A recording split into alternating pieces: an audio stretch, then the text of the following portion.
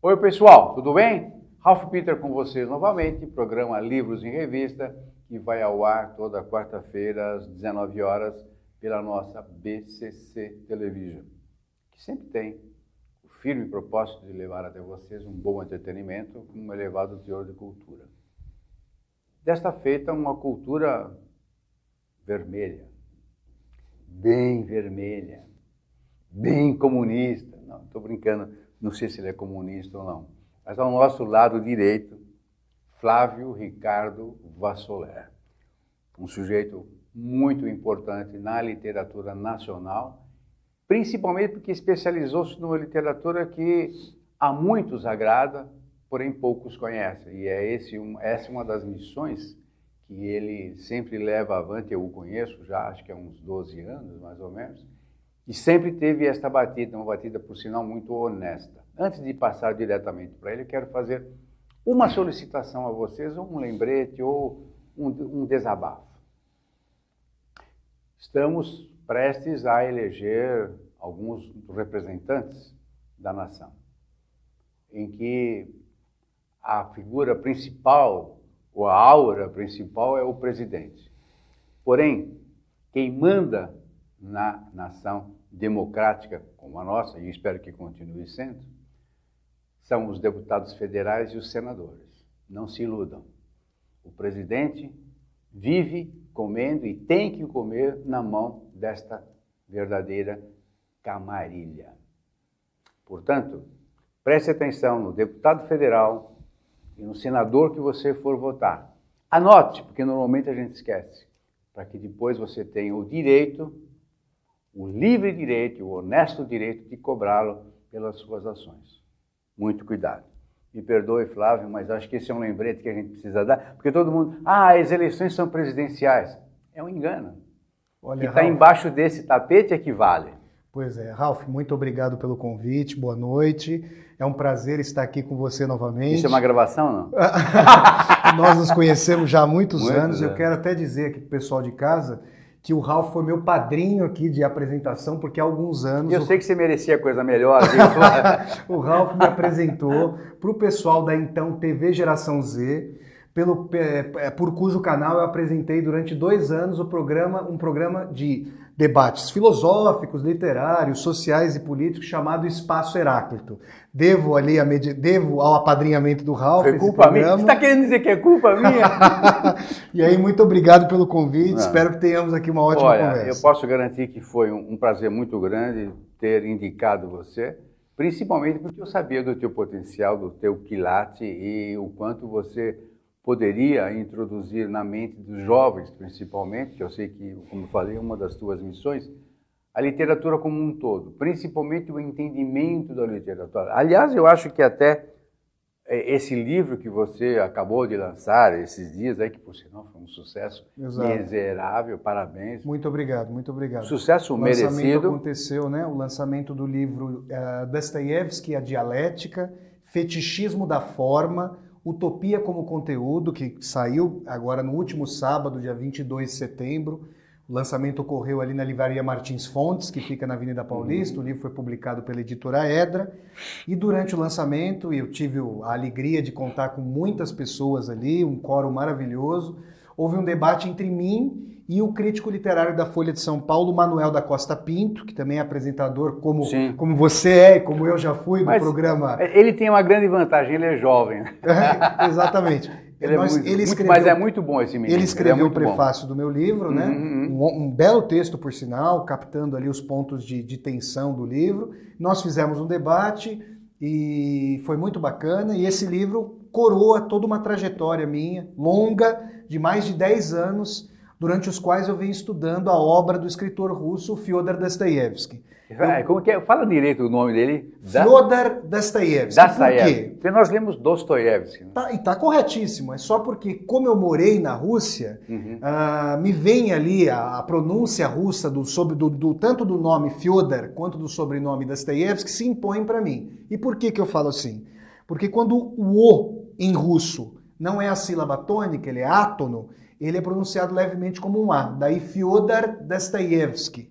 e não Fyodor Dostoiévski. Mas, Por senhor, isso. Mas tudo bem, não, você falando, você é um doutor, aliás, você é doutor mesmo, né? Pós-doutor. Isso. Eu ia até comentar. Eu fiz iniciação científica, mestrado, e durante o mestrado eu fui morar em Moscou. Fiz o doutorado, o pós-doutorado sobre a obra de Dostoiévski, em diálogo com outros autores, por exemplo, da filosofia alemã. Eu dialoguei com Marx, com Hegel, com a teoria crítica. Dialoguei também com um crítico fundamental ali da obra de Dostoiévski, o russo chamado Mikhail Bakhtin. E isso me tomou, vamos dizer, os últimos 10 anos, todo esse processo. E aí esse livro que eu acabei de lançar, que foi lançado sábado passado, ele coroa essa trajetória e traz aí 2 focos fundamentais, poderia comentar aqui, 2 focos fundamentais de discussão a partir da obra de Dostoiévski. O primeiro, o livro é dividido em 2 partes. Então a gente tem o título, Dostoiévski, a dialética, e o subtítulo, Fetichismo da forma, utopia como conteúdo. Nesse subtítulo a gente já tem a divisão das partes que compõem o livro. A primeira parte traz uma discussão que, para o público mais geral, é mais difícil, é uma primeira parte mais para um público mais iniciado na discussão da literatura. Por quê? Porque o Mikhail Bakhtin, que é um crítico fundamental do século XX, nasce no século XIX, mas ele vai desenvolver mais a atividade dele durante o século XX, ele propôs um modelo de leitura para o Dostoiévski que ele chamava de modelo polifônico. O que seria isso, rapidamente, né? Para nós não tomarmos tanto tempo aqui do nosso debate com uma questão mais técnica. Ele tenta entender como é que vozes dos mais diferentes estratos, e daí, por exemplo, a sua colocação sobre o meu possível pertencimento político, porque na obra de Dostoiévski nós temos comunistas e anticomunistas, ateus e cristãos, nacionalistas e anarquistas convivendo. Esses debates encarniçados estão acontecendo na obra de Dostoiévski. E Bakhtin tentou encontrar, por meio do modelo polifônico, ou seja, de múltiplas vozes, daí polifônico, uma noção, um princípio de coexistência dessas vozes em duelo. Só que, com muita honestidade, na obra Problemas da Poética de Dostoiévski, ele admite que não conseguiu fechar as pontas desse sistema. Então, na primeira parte do meu livro, eu tento responder a uma questão que foi formulada há quase 100 anos. O Bakhtin lança esse livro, Problemas da Poética de Dostoiévski, em 1929. Eu estive, como eu disse, nos Estados Unidos para fazer parte do meu doutorado e o pós-doutorado. Eu estudei ali na Northwestern University, fui supervisionado pela professora Susan McReynolds, uma grande estudiosa também da obra de Dostoiévski, e eu li todos os exemplares da revista Dostoiévski Studies, Estudos de Dostoiévski, que é uma publicação da Sociedade Internacional de Dostoiévski, a International Dostoiévski Studies. E posso dizer, Ralph, que essa questão não era respondida.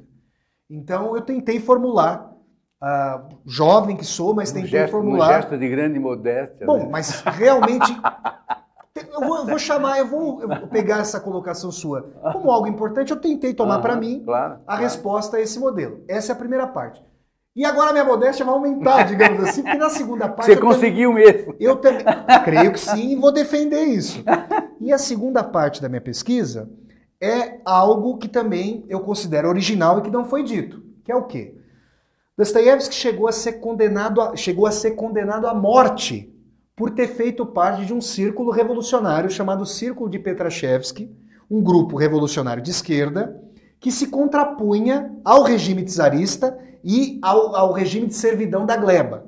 A Rússia só vai abolir a servidão em 1861. O Brasil tem a vergonha de ter tido escravidão até 1888. E a Rússia também foi um país que manteve o regime da servidão até 1861. Qual é a diferença entre servidão e escravidão?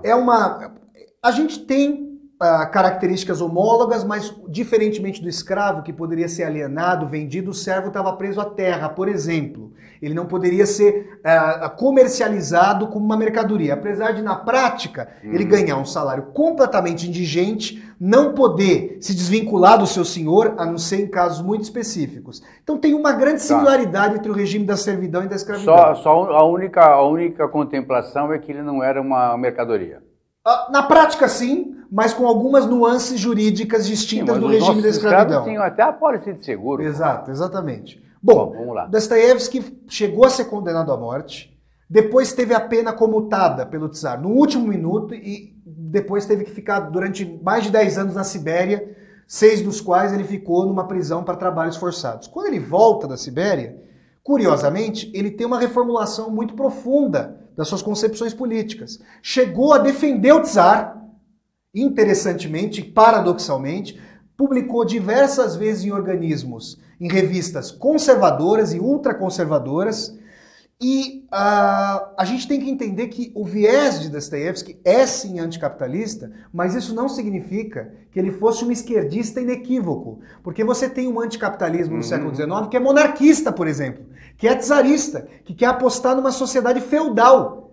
Então, a obra de Dostoiévski é tão rica porque justamente ela consegue congregar essas várias tensões. E o que na segunda parte da minha obra eu tentei fazer? É uma panela de sopa. Põe tudo, exatamente, uma panela de pressão de tensão. E o que eu tentei fazer na segunda parte? Eu tentei entender como duas obsessões da obra de Dostoiévski, quais sejam o socialismo e o cristianismo, têm afinidades eletivas e dissonâncias para entender como é que ele compõe aquilo que eu chamo de uma filosofia da história.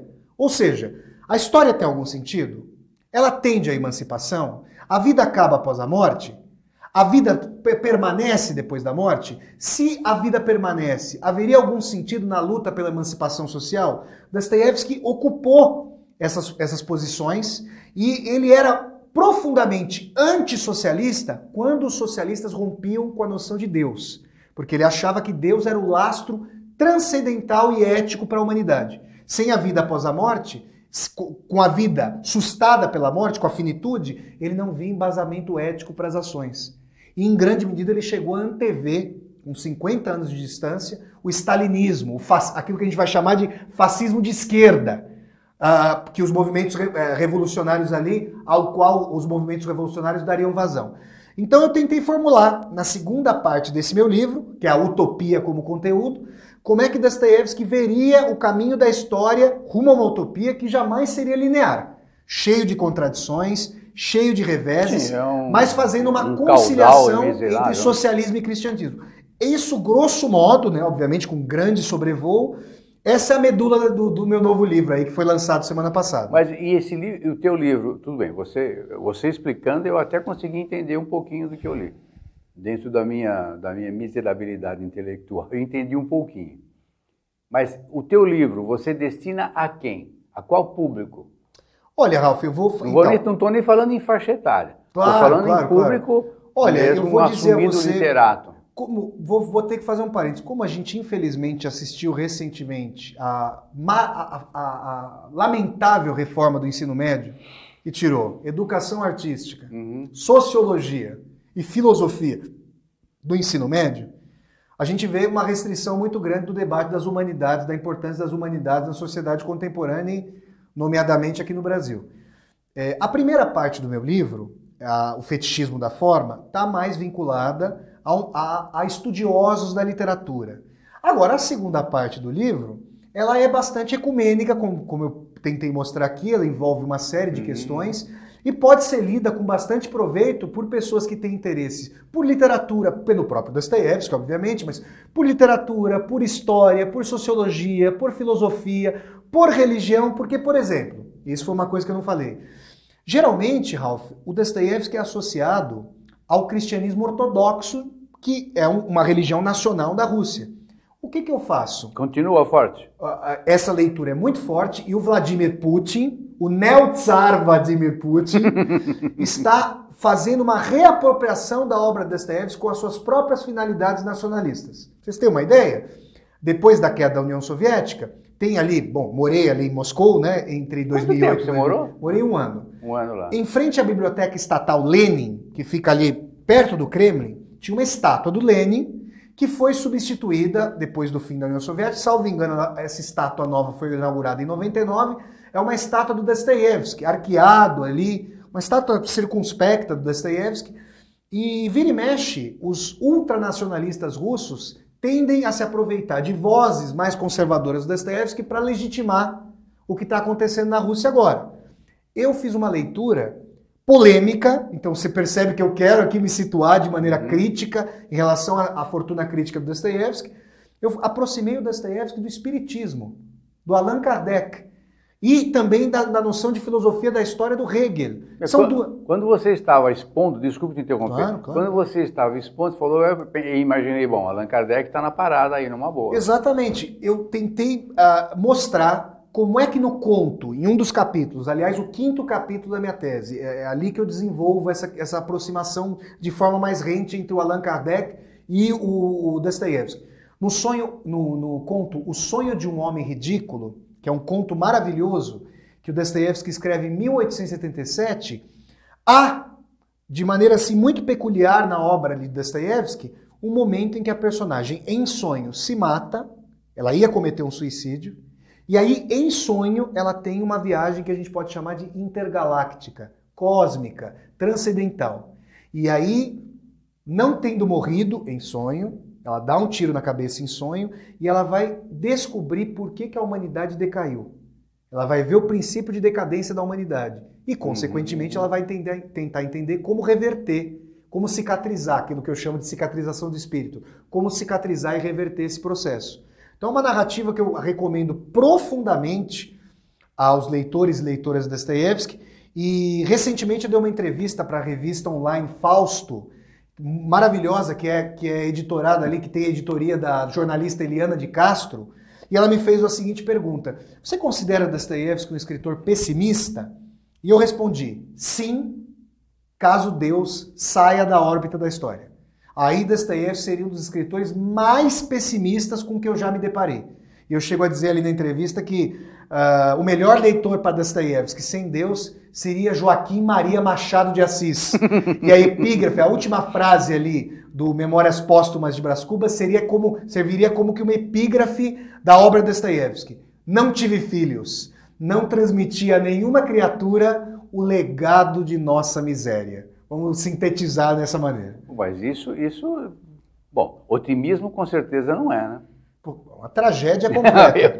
Agora, é importante frisar que Dostoiévski, a centelha da redenção, o ímpeto por salvação, a tentativa, tem muito de síndrome de Estocolmo, ou seja, do apego do prisioneiro às grades da sua prisão em Dostoiévski. Tem muito sadismo, masoquismo e sadomasoquismo. Porém, as personagens de Dostoiévski são, sim, transpassadas por um sentido de redenção, por um ímpeto, ainda que muitas vezes ilhado, ainda que muitas vezes excepcional, de se irmanar com os demais. Então, não é possível ler Dostoiévski, e essa é uma... Geralmente, quando eu vou dar os meus cursos, as minhas aulas, eu falo sobre isso. Eu gosto muito do Machado de Assis, que eu acabei de citar, mas muitas vezes me falta, essa é uma consideração que eu faço, na obra do Machado de Assis, tendências de compaixão, de fraternidade, de solidariedade, que, se não houvesse, se não existissem na humanidade, isso aqui já teria terminado há muito tempo. O que não quer dizer que eu estou sendo ingênuo e simplesmente considerando que o ser humano é um anjo de candura. Não é isso que eu estou dizendo, obviamente. O que eu estou dizendo é que isso também compõe o que nós somos. E Dostoiévski me parece que tem uma visão mais escatológica, mais densa, do sentido que faz com que pessoas se casem, no sentido que faz com que pessoas confiem umas nas outras a despeito desse horror, dessa sociedade tão gélida em que nós vivemos. Então, Dostoiévski acompanha uma dimensão mais tensa, contraditória e paradoxal da natureza humana. Mas essa personalidade multifacetada não deixa o seguidor do Dostoiévski meio assim perdido, porque ele não afinal de contas, ele não se define.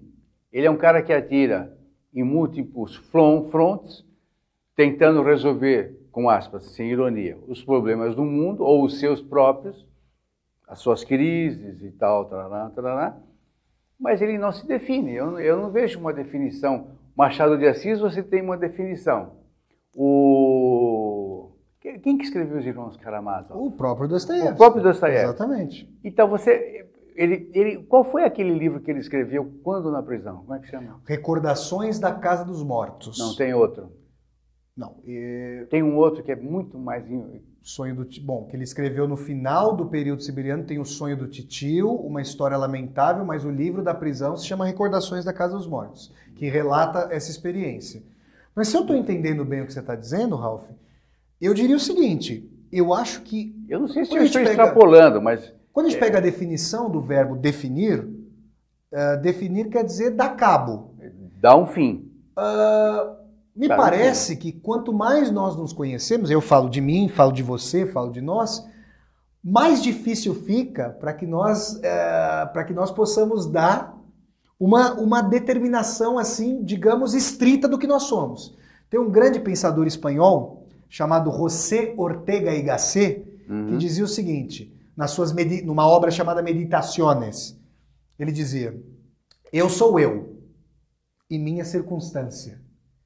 Nessa medida, a gente vai se vendo em situações múltiplas. Aceita tudo. E o Dostoiévski faz o quê? Isso é muito interessante. Eu não vou encontrar no Dostoiévski, por exemplo, as personagens sob a capa de convenção de um Eça de Queiroz, que, veja, é um escritor de que eu gosto bastante, mas que muitas vezes está narrando as tensões subliminares, as tensões que jazem, que ficam latentes sob aquela capa de convenções. Por exemplo, eu estou pensando no Primo Basílio, por exemplo, ou em Ilustre Casa de Ramírez.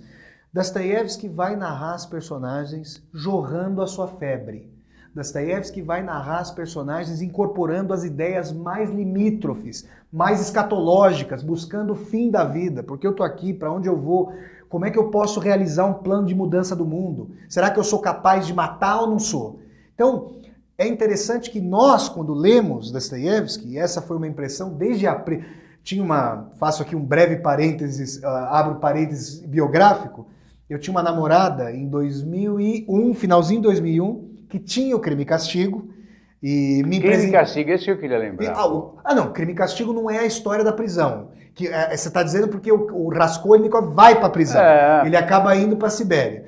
Mas essa minha namorada, a Fernanda, tinha o Crime e Castigo e me presenteou com o livro, e ela teve uma perspicácia, porque a personagem era um ex-estudante de Direito e eu tinha acabado de passar no vestibular para o curso de Direito, então.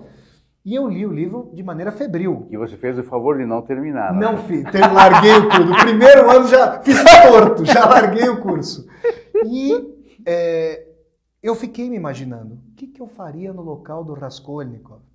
Eu tentei, e isso é uma coisa muito... Vamos imaginar o seguinte, sem mencionar o nome aqui dos atores políticos brasileiros contemporâneos. Até porque não pode. Claro, não vou mencionar, mas é como se Dostoiévski, a direita e a esquerda, não é que ele não tivesse os seus próprios posicionamentos, mas é como se ele fosse, ao criar as personagens, dar uma logicidade para o outro, não a partir do que eu penso, mas a partir da cosmovisão e do conjunto de valores do outro. Mas aí você está falando de embate, né? Já de uma... Você está falando, Ralf, de uma noção de alteridade que para a arte é muito interessante. Porque assim, eu e você podemos ter as nossas posições políticas, valores sobre o mundo. Mas o interessante na arte é o seguinte, isso não significa que o Dostoiévski não pudesse julgar as personagens, concordar com elas ou delas discordar. Mas na arte, quanto mais plural, polifônico, para usar o termo do Bakhtin, o ambiente for, mais esse embate é rico e vivo. Mais você consegue fazer... Desde que ele seja entendido, né? Claro, então, mas o problema aí, vamos dizer, aí a gente entra nessa questão. O Dostoiévski é um autor, e o próprio Machado de Assis, que pressupõe maturidade de vida e estudo filosófico. Então, aquilo a que a gente está assistindo no Brasil contemporâneo é a quase impossibilidade de determinadas obras, que são patrimônios culturais da humanidade, serem absorvidas pelos nossos jovens, digamos. Fala uma coisa, a tua obra, como seria encarada, como você vê a tua obra traduzida para o russo? Olha, é uma sacanagem de perguntar isso. Esse livro, não. Mas é uma grande vontade, presumo. Claro, lógico, com certeza no futuro. Esse livro teria muita dificuldade na Rússia atualmente, justamente por esse tipo de leitura mais conservadora que está sendo feita por lá. Porque assim, eu falo sobre a voz mais conservadora do Dostoiévski, mas ela não é a única. Existe uma outra voz, como eu estou tentando mostrar aqui, que dialoga com Marx, que dialoga com a tradição espiritual progressista ou com socialistas, que também está ali na obra de Dostoiévski. Eu não estou tentando, Ralf, é isso que eu quero compartilhar com você e com os espectadores do Livro em Revista, dizer que Dostoiévski é X e Y. Eu estou dizendo X ou Y. Eu estou dizendo que Dostoiévski é X e Y. E que esses embates colidiram. Por exemplo, recentemente eu publiquei um texto no Caderno Literário Aliás. Aliás, você para o Estadão Isso, também. eu escrevo para o Caderno Aliás, que é o Caderno Literário do Estadão, escrevo para a Ilustríssima da Folha de São Paulo, para a Carta Capital e para a Revista Veja. Então, para um leque aí grande de veículos. Estamos bem servidos. Eu escrevi recentemente sobre o Dostoiévski para o Caderno Literário Aliás, e eu disse o seguinte: ao invés de Dostoiévski decidir, optar por um lado específico do embate ali da sociedade russa, que seria um embate realizado nas ruas com a Revolução de Outubro, Dostoiévski foi entendendo como é que esses polos se engalfinhavam. E ele foi entendendo o que poderia acontecer se um desses polos se tornasse vitorioso. Isso não é um pensamento político, esse é um pensamento artístico-filosófico. Isso não significa que ele não está se posicionando, isso significa que ele está tentando projetar o que poderia acontecer. Mas é por isso que você sempre, de preferência, que você tenta fazer uma análise honesta, você não se posiciona, você analisa. Você vê o jogo de cima, é como o Dostoiévski, presumo, tenha feito. Como é que eu vou ver esse jogo aqui? Como é que ele está? Então ele se alça do seu chão e vê como é que está a situação para um eventual desenrolar. Eu vou usar uma metáfora um pouco diferente. Eu gostei dessa sua noção do panorama, de estar no cume de uma montanha para observar o jogo, mas eu acho que ele faz uma coisa que, sobretudo no Brasil contemporâneo, está sendo muito difícil.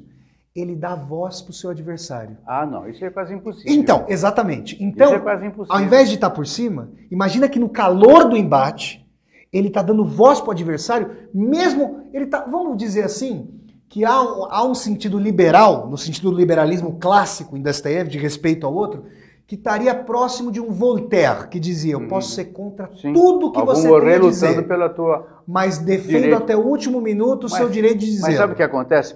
Para você dar voz ao teu adversário, você tem que ter duas coisas básicas. Primeiro, educação.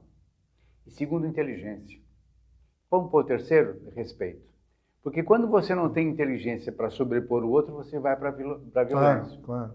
Quando você tem que gritar com alguém... Bom, que é o que tem acontecido no Brasil contemporâneo, como nós sabemos. E essa contemporaneidade vem acontecendo há muito tempo. Claro. E não estou vendo um bom desenrolar. Claro, então, quando você tem que gritar com alguém ou se impor a bala ou a faca contra alguém, aí, meu caro, você já era. É sinal que você não tem razão. Você pode até vencer o embate, mas você já era em termos espirituais, em termos intelectuais, em termos sociais também. E veja, não significa que esses diálogos de Dostoiévski não acabem em morte, não acabem em destruição. Mas o que vale é a voluntariedade. Agora, os leitores e leitoras de Dostoiévski vão estar acostumados aí a diálogos que vão durar 20, 30, 40 páginas.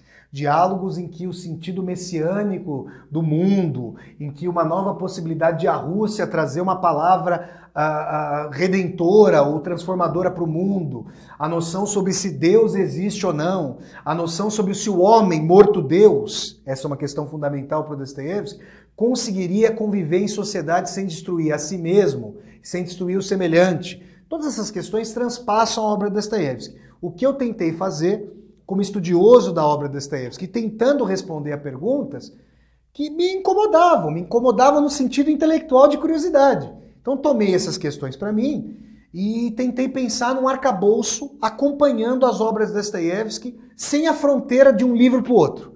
O que me parece que o Dostoiévski faz desde que ele volta da prisão da Sibéria, na verdade desde antes da Sibéria, mas com muito mais pujança histórico-filosófica depois do período siberiano, só para pontuar rapidamente, Dostoiévski vive apenas 59 anos, ele nasce em 1821, em novembro, aliás, faço aniversário no mesmo dia em que ele fazia aniversário, dia 11 de novembro, e ele morre em janeiro de 1881, aos 59 anos, e Dostoiévski, ao longo desse período pós-siberiano, dessas últimas 2 décadas de vida, vai tomar para si a tentativa de compreender os rumos do seu período histórico e tentar entender para onde nós estávamos indo. Então, isso é muito interessante. É uma postura que incomoda os partidários inequívocos. Porque eu até entendo, no jogo político, muitas vezes, e sobretudo no jogo político muito encarniçado, dar voz para o outro, muitas vezes, é abrir um flanco para si mesmo. Não, o cara pode entender-se como um fraco. principalmente. Perfeitamente, pode ser derrubado por causa disso. Exatamente. Mas a arte, eu não diria que ela tem que estar acima ou aquém disso, ou não se vincular a isso.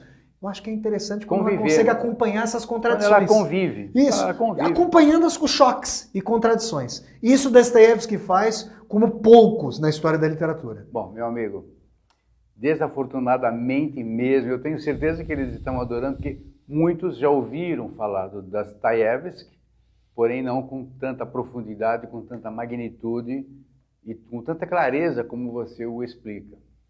E seguramente muitos vão sair do vídeo e vão espero. comprar o teu livro. Pode esperar. Não só meu livro, como a obra Dostoiévski, vão ler lá os livros de Dostoiévski. Mas de preferência primeiro o teu, porque o teu já esclarece, né? Claro. Não, falando sério, leia o teu primeiro, porque depois os outros vão ficar mais fáceis de serem lidos. Claro, verdade. Imagino. Lógico. Não é um merchan que eu estou fazendo, mas eu... Não, muito obrigado, colocando no lugar de um leitor pouco acostumado ao Dostoiévski, que eu acho que a literatura russa é muito linda, né? Olha, é muito bonito. Rapidinho, você não tem mais tempo. Tá bom. O que acontece na literatura russa é que não... E isso é uma colocação do Otto Maria Karpo, esse grande crítico de origem austríaca que se radicou no Brasil. A literatura russa congregava a falta de uma sociedade civil, democrática, a falta de liberdade de expressão, a falta de liberdade de manifestação. No século XIX czarista, ela congregava os debates daquela sociedade, em termos filosóficos, históricos, políticos, religiosos, existenciais. Por isso que a gente é tão apaixonado pela literatura russa. Porque ali você não tem uma separação entre a pequena vida e a grande história. Elas estão imiscuídas. As personagens de Dostoiévski estão, sim, de Dostoiévski, de Tolstói, de Chekhov, de Turgenev, de Gogol, de Pushkin. Os contemporâneos seguem a mesma batida? Não, olha, eu citaria dois contemporâneos russos, ou de proximidade russa, que são muito bons. O Limonov, que é um autor maravilhoso, que inclusive é vítima das prisões do Putin, ali já ficou na prisão um bom tempo. Tem até um escritor francês chamado Emmanuel Carrère, que escreveu um livro chamado Limonov, maravilhoso, cuja leitura eu recomendo. Agora, essa autora que eu vou citar agora, dela eu sou entusiasta completo. Svetlana Alexievich, que ganhou o prêmio Nobel mundo já ouviu falar em 2015. Como que é? A Svetlana Alexievich, que lançou 5 grandes livros sobre temas da União Soviética, sem panfletarismo, dando voz a pessoas que não eram entrevistadas, que não tinham voz, contando as suas mais diversas histórias. Pela Segunda Guerra Mundial, pela guerra que a União Soviética moveu contra o Afeganistão, as vozes das crianças que sobreviveram à Segunda Guerra Mundial, as vozes de Chernobyl, que foi aquele acidente nuclear terrível ali na Ucrânia, horroroso. E o fim do homem soviético. Eu recomendo com muito entusiasmo a obra da Svetlana Alexievich. Meu caro, foi um banho realmente, como eu esperava que fosse. Muito obrigado por ter vindo, diretamente da Rússia, para a livraria. Quando foi o lançamento da livraria? Bom, só vou falar 30 segundos o lançamento de Dostoiévski, a Dialética, Fetichismo da Forma, Utopia como Conteúdo. Foi um sucesso miserável. Aconteceu no último sábado, dia 22 de setembro, na livraria Martins Fontes. O livro é da editora Edra. Quem quiser adquiri-lo pode ir até as grandes livrarias aqui de São Paulo do Brasil e também pelo site da editora ali pode adquirir o livro. www.edra.com.br. Perfeito. Edra com H. Meu amigo, brigadíssimo mesmo. Olha, venha sempre. Muito obrigado, Ralph. Que essas aulas são sempre bem-vindas aqui. Isso não é uma entrevista, é uma aula. Muito obrigado, Você é um cara inflamado e eu gosto disso. E eles também. Pessoal, agradecendo como de hábito ao nosso pessoal técnico, Maria Estela Guedes, que através do seu site www.com nos insere no universo lusófono. E, mais uma vez, muito obrigado para você. Obrigado a vocês pela paciência. Eu sei que vocês não tiveram paciência nenhuma, porque hoje foi um banhão. Até a próxima. Tchau, tchau. Felicidades.